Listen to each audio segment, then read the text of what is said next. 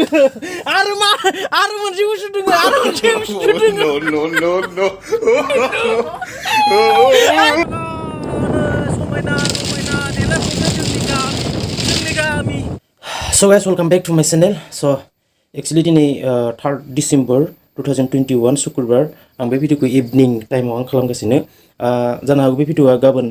4 डिसेम्बरावसो नोंथांमोना मोनगोन जानो हागौ बे भिडिअखौ एक्चुअली बे भिडिअनि जितु कन्टेन्ट बेखौ एसेबां इन्टारेस्टेड जायाबो जानो हागौ नाथाय नोंथांमोननि थाखाय आङो बिब्दि मोजां कन्टेन्ट लाबोनो थाखाय आं नाजागासिनो लोगोफोर स' नोंथांमोना सापर्ट खालामलांबाय था आरो सोरबाफोर जुदि गोदानहै आंनि चेनेलाव फैदोंबा नोंथांमोन बयखौबो आंनि गोसो गोरबोनिफ्राय आंनि दिदोमसा दैमारि चेनेलनिफ्राय बरायनाय बावहरनाय थाबाय एक्चुअलि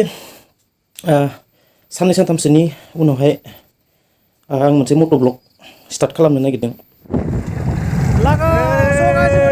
थांगासिनो शपिं खालामनो माबा माबि अनेक बुस्थु लायनो थांगासिनो जोङो जाहा गारियाबो नै फाग्ला फुग्लि जालायलांनो थांगासिनो मेला मेला रायख' सेन्टार मना सेन्टार दे दामि वाला दे दामि वाला इटु किमान আমাৰ লং ৰাইড আছে না কালি বহুত দূৰত ষ্টপ ষ্টাৰ এক্টিভ কেষ্ট্ৰল এইটো কেষ্ট্ৰলটো ভাল হৈ জানো কিমান টকাৰ এইটো 400 টকাই দিওঁ এইটো 500 আৰু এইটো 900 ml ন এইটো দামটো কম নাকি এইটো কিমান 370 আমাৰ গাড়ীটো খাটৰা আছে এইটোৱে লৈ যাম হা ৰয়েল কিবা আমাৰ বাইকটো কিবা ইক' অলপ লাগে মানে এইটো মানে অলপ মিক্স কৰিব লাগে পইচা কিমান লাগিব 370 ঠিক আছে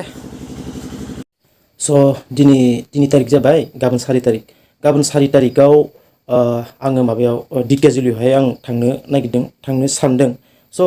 बिनिनो आंहा बाइकआ एसे मबिला गाज्रि जाबायमोन बिनिनो आङो सकआवहाय थांनानै आं मबिल बायनानै आं लायदोंमोन आरो माखासे बिदिनो फेमिलिनि माखासे फिसा फिनला माने बजारफोर खालामनानै लाबोबाय थाब हट मा हर जुलि हट मा हर होनना बुंदां जुलि इमान गिदिर दखान साला हारसिं कभार खालामजोबो नै सोरगिदिं हाय नायलाय एसां गिदिर दखाना हारसिं कभार खालामजोबो आसरित बेनि सायाव मानसि लाबावदोंसो जायालै हाबाब इमान गिदिर दखान नायलाय आय पुरा बजार मोनसेनि मालखौ मोनजोबो बेसां दखानाव पुरा एकदम नै सेन्देलबो दंबावोसो नै सेन्देलबो दंबावो गथ'फोर गेलेग्रा बिलुन दोङो आरो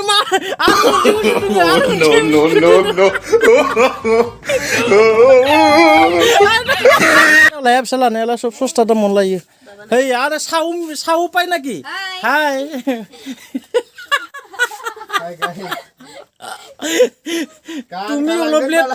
তুমি অলপ লেট আহিলে ভালে হ'ল আমি মানে আপোনালোকৰ দোকানটো এক্সপ্লোৰ কৰি আছে দে মইনা আমাক কিবা লাগে কি লাগিছিলে মই কি খুজিছিলে লুকিং বন পিটা হাগিছ গুড নহয় কি কৈছে নহয় ৰে বাবা হাগিছ দে এম সাইজৰ নহয় ৰে হেল্ল'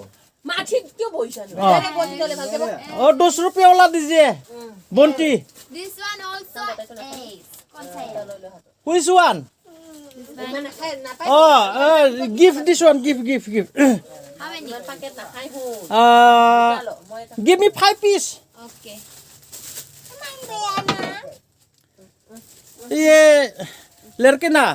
बहुत अच्छा से इंग्लिश भी जानता है हिंदी तो बहुत अच्छा से जानता है यार नाम क्या है रे बोलो रे नाम क्या है लाज लगे ना अरे बाबा दे फटाफट दे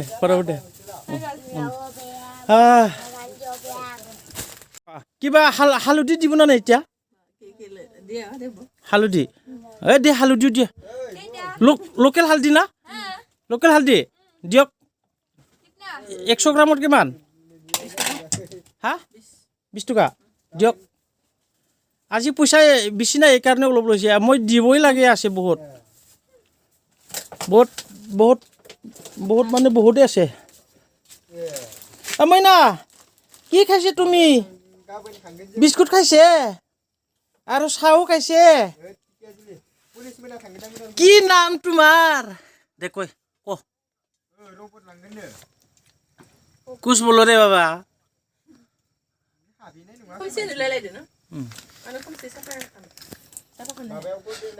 ब्राइटनेस कम होदो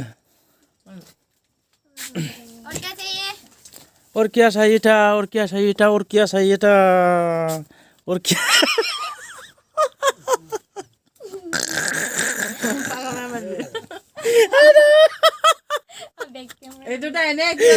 कैमरा को इतना डरता ही रे बाबा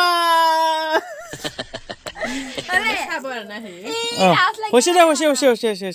एको कुरा নাই रे दे केमान होल दे हिसाब कर इपाने हागिस पास्ता 50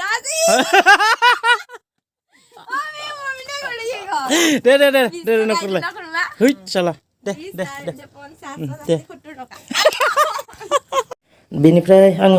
5 तारिखआवहाय मोनसे मट' ब्लग आं खालामगोन बियो आसाम टु अरुणाचल स लोगोफोर सेस्था खालामदों नाजादों नोंथांमोना सापर्ट खालामलांबाय थागोन होननानै आं आसा खालामो बेयो आंनि फार्स्ट टाइम जागोन आसाम टु अरुणाचल मट' ब्लगआ स बेसेबां हायो नोंथांमोननो देखायनो आङो नाजागोन आसामनिफ्राय अरुणाचलाव जोङो थांगोन अरुणाचलाव मा मा नुहैगोन मा मा नुहैया नोंथांमोना नेनानै थादो जाय आंनि YouTube चेनेलनि मेम्बार्सफोर जानानै दङ आंनि साबस्क्राइबारफोर जानानै दङ नोंथांमोननि थाखायनो आङो माने खस्थ' खालामनानै बे मट' ब्लगखौ आं लाबोनो सेस्था खालामबाय थादों आरो मोजां मोजां कन्टेन्टसफोर आं लाबोनो नाजाबाय थादों गोबां चेलेन्जेसफोर दङ बेफोरखौ माने अभारकाम खालामनानैब्लाबो नोंथांमोननि थाखाय आं जिहेतु आंबो इउटुबाव माने एसे एकदम एक्साइटेड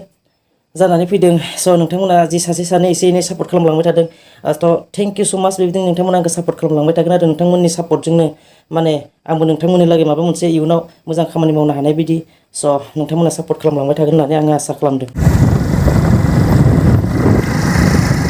मादै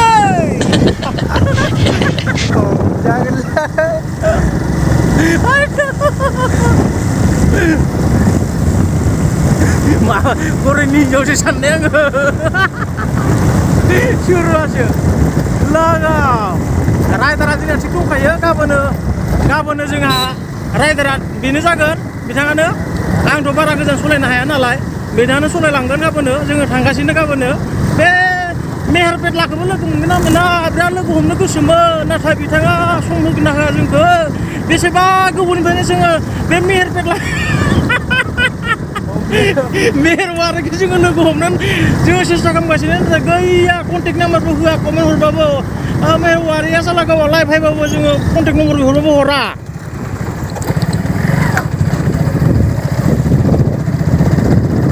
लागाव जोङो शपिं खालामनानै फैबाय दायो नै फैबाय जोङो गिलु बालु जायगाफोरा मबाइल लानानै फैबाय गाबोन गोजान जायगा थांनांगोन नालाय बेनिखायनो मटुर ना मा जाखो मबाइल लानानै फैबाय जोङो मबाइल चार्ज खालामनानै गाबोन फुङावनो जोङो राइड खालामसिगोन नोंथांमोना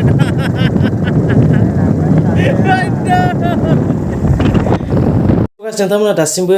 जुदि सोरबाफोर गोदान आंनि चेनेलाव फैनानै साबस्क्राइब खालामाखैब्ला गाहायाव थानाय साबस्क्राइब बाटनखौ थुनानै होदो आरो बेल आइकनखौबो थुनानै होदो स नेनानै थादो गाबोननि 4 तारिखनि जितु दिक्याजुलि राइड एन्ड ब्लग्स नोंथांमोना नेनानै था आरो दिनैनि ब्लगखौ भिडिअखौ बेसेबां दोनथ'बाय